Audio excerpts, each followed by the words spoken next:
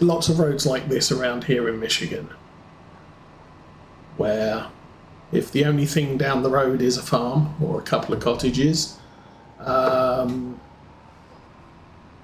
government doesn't see the need to lay blacktop. Anyway, so this is going to take us a fair amount of time just to offload all of the sugar beets. At least with things like soybeans, I can ship 70,000 in that double. At least we're shipping a little bit more than the 12,000 that the half pipe can carry. Although the half pipe does not have a weight problem. If I ever got into collecting stones,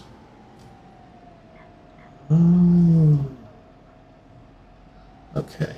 Oh, that's the animal dealer, as well as the bale sell point. So I can tip sugar beets here, and they should 466 was it?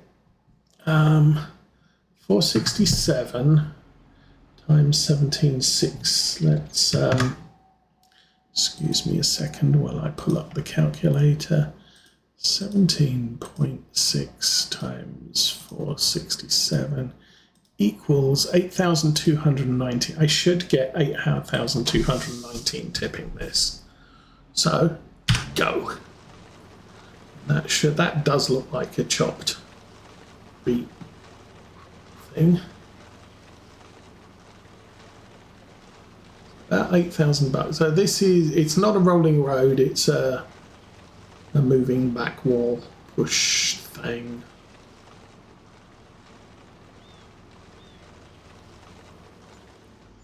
And 8,251. Okay, so now if we look at this, it's still 467. That's good. I think sometimes there's a little bit of a leeway. It may be for the first 10 minutes you get that price.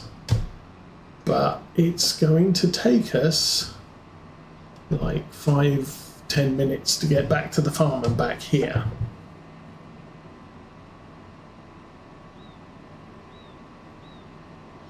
So 8:10, let's see.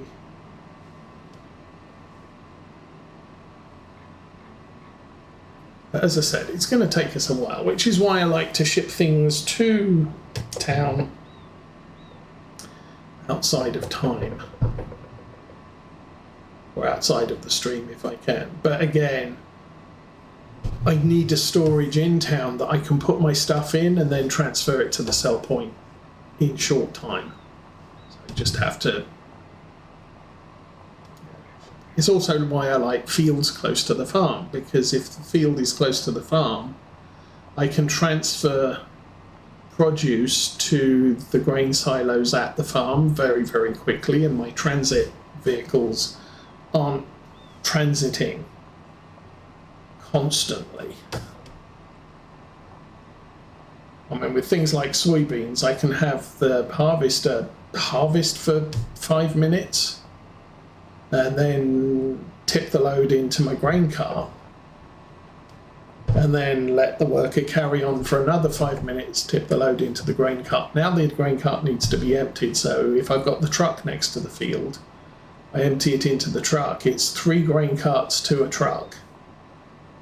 And then, so if it's 5 minutes to fill the harvester, it's 10 minutes to fill the grain truck. It's 30 minutes. I can be harvesting for 30 minutes where I just have to go over there every 5 minutes and unload the harvester. And then at hour, I've got to drive the truck to the farm, empty the produce into my grain bins, take the truck back, and then I can do other things for sort of 25 minutes. If I've got to drive the truck all the way across the map and back, then it's going to be longer. yeah, I could have the harvester sitting around doing nothing for a long time, or yeah, whatever.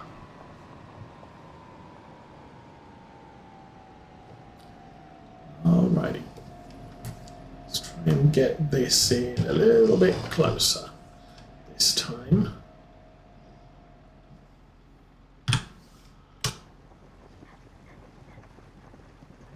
So yeah, we got another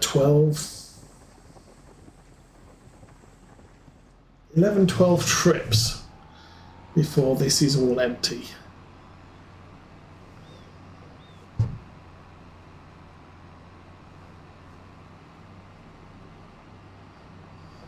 And of course the truck can't haul sugar beets at all, so.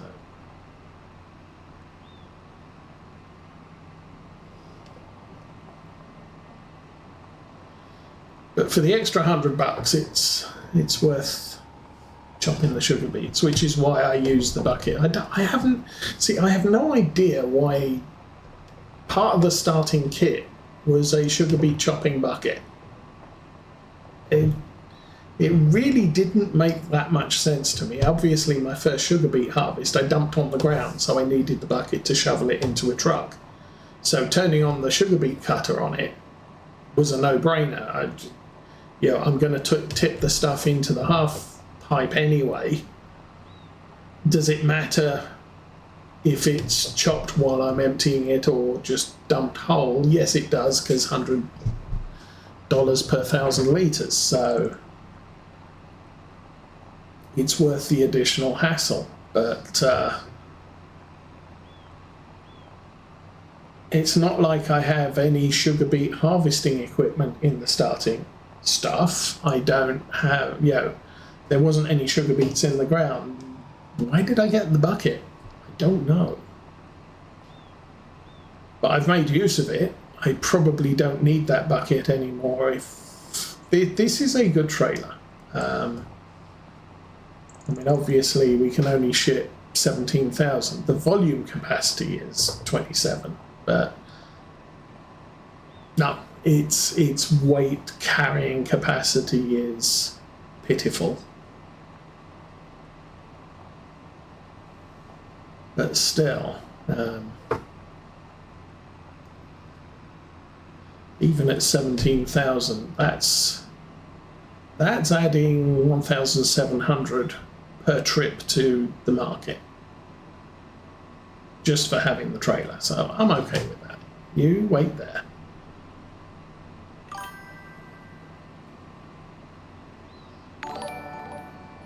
And Flitcher, okay, welcome to Alma, Missouri. The Saturday morning stream with Osa. And welcome to your Raiders. Sit back and relax. Make yourself a cup of tea. Yeah, I'm an Englishman farming on an American man, but it's all good. Okay, I did not check what price we're getting. Still $4.67, that's good.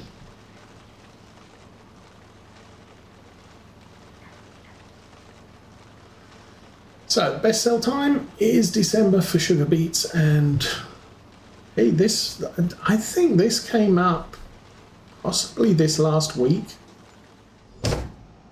So I saw this come up in the mod list and I thought that's going to be real handy.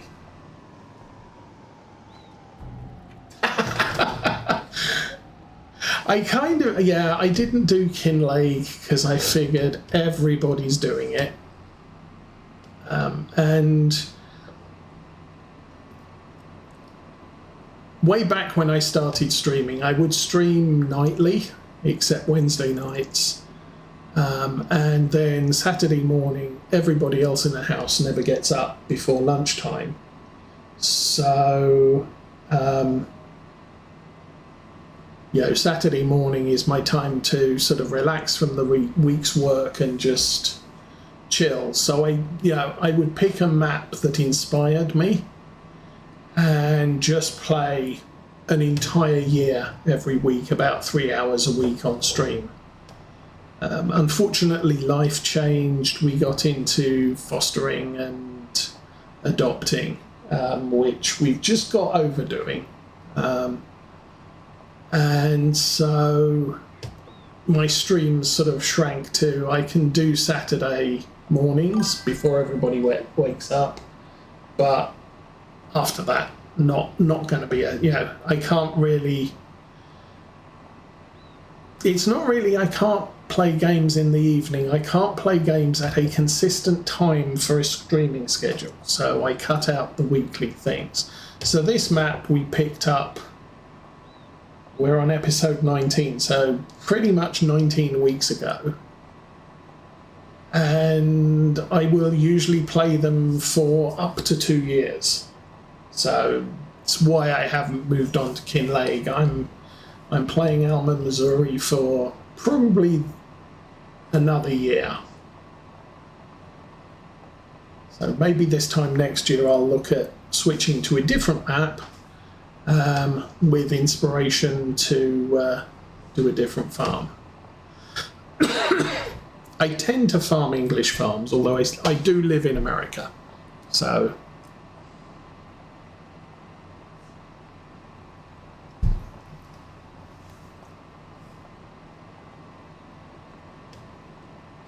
that's pretty much why we're doing what we're doing. If I still did weekday streaming, I would probably do a 20 episode binge on Kinlake and then move on to a different map. But I'm not just going to jump to a new map because it's because one's come out, because I'd just be changing constantly, and the story of Alma, Missouri would not, the story of the Saturday farm wouldn't progress by any great length. So by giving it 52 episodes or whatever, 80 episodes, then you get a consistent story. Farm expansion, explore new stuff, and if I do two or three maps call it a season per version of Farming Simulator, I can try different things on different maps. Okay, well, thanks for stopping by, and have fun. Drop by any Saturday morning you like. But yeah, so as I was saying, this is probably the first map I've done which gives me the opportunity to consider cotton farming, which I haven't done ever. I even bought the John Deere cotton harvesting DLC, a couple of versions of Farm Sim ago, and never used any of it. It's why I don't buy season passes anymore. It's like, I will buy a DLC if I think I can make use of it in the farm I'm currently playing, otherwise I'll skip it for now. Now, if I suppose, I can't even think what DLCs we've had. Oh, we had the big giant Australian tractors. If I decided to play an Australian map, I might buy the versatile DLC. If I was in Europe, I could buy the Mercedes pack, although it doesn't really, while it would complement, it doesn't, it's not a needed thing.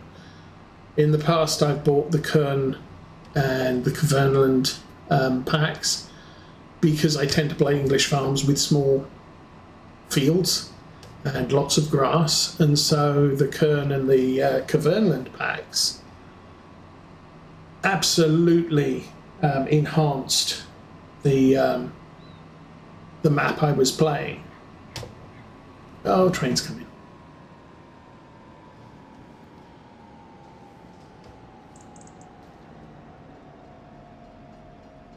I was like, I think my first Farm Sim 17, the very last pack, which was introduced into the summer before the 2019 release, was sugar beet harvesters that were yellow, and they were functionally exactly the same as the red ones we had in the base game. And while the DLC was cheap, it's like, I really don't need this equipment. We've already got some. I did not bring any Mountain Dew bottles out with me. Oh, that's unfortunate.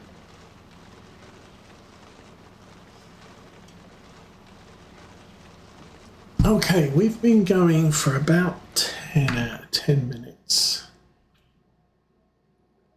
Still 467 per 1,000 litres here, so that's okay. Wonder how long the diesel will last, because we are hauling them. We're not getting very much on the environmental score. I'm guessing my environmental score bonus is only about 8%. Still, it's income. It's just not awesome amounts of income. I'll drive down the high street before I take a look at that.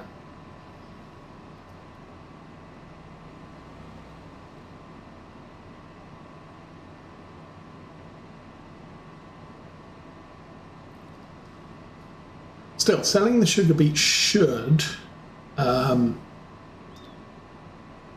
cover the cost of our kind of new planter, I think. Let's see if I can get that close to straight. And we will take a look at... yeah, I'm only getting an 8% bonus. My tillage sucks because I plant everything. Weed control I do mechanical, and nitrogen I think I missed fertilizing a field last year. So it may be that the soybeans screw that up. Soybeans don't need nitrogen, so nitrogen levels are perfect no matter how much you've got in the field. I think I did forget to do some grass at one point. Oh, it was the very last grass cut. We completely hosed that up. We run over here. Yeah, my grass. 1, 2, 3, 4. The top one is missing. Yeah, nitrogen. I blew it there. Everything else looks reasonably okay. This one is going to be the best because we got the tillage, we didn't get the weeding. Everything else, tillage is at 50% because I had to plant, and I can't plant on untilled ground. And also I can't drive up a tree with a tractor. That was a bit of a mistake. But yes, so there's obviously with this new planter, I am now going to ace my tillage score. And all I have to do is remember to fertilize the fields at the right time. So today I could actually be fertilizing the grass. I don't need to fertilize the grass at this point. Also, it needs lime pH balance.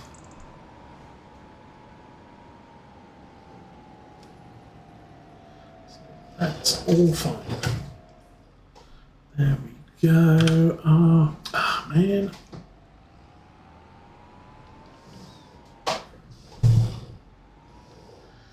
The tip point is a little bit close to the shed, but hey, it's a root. I can actually store any root crops in here, but I think I can only store one at a time. So we're growing sugar beets. All I can store in here is sugar beets. Once all the sugar beets are out, I could throw potatoes in there or carrots or something, but it's only one.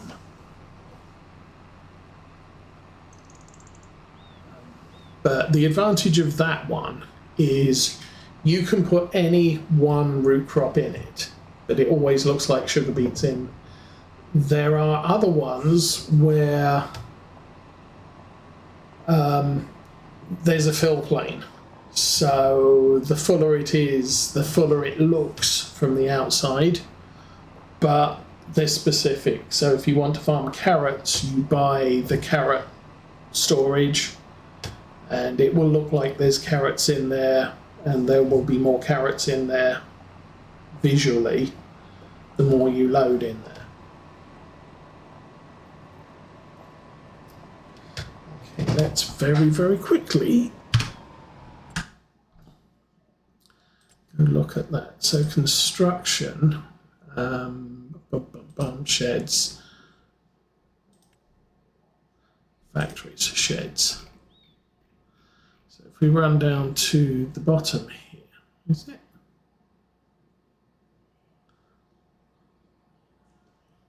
Oh, sheds, silos.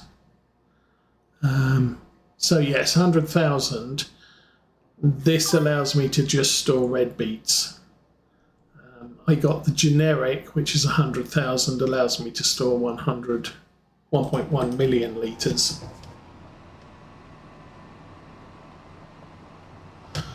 Yeah, it's and this is why this is my get up in the morning and relax thing. There's no stress. There's no. It's not like a lot of the. I like to play city builders, but I don't really have the time to put in to build a decent city. And by the time I get back to the game, it's sort of I've totally forgotten what I was planning here and what the problems were. I like to play games like Civilization, but you know, when you're fighting opponents, even if they're AI opponents, it can get rather stressful at times. Or base builders like XCOM and what have you, but they can get frustrating when a mission goes bad, and it's just, if you just want to sit back and relax, this is brilliant. I also like Railroader, because again, it's going through the motions. Oh, crud. Trailer's a little bit heavy. It's going through the motions to deliver the rail cars that have been supplied to you to the places they need to go. Railroader is driving trains, but it's a... what's the word for it? It's a puzzle game. You can buy a house. You can even buy a house that you can build. So if we go back to construction,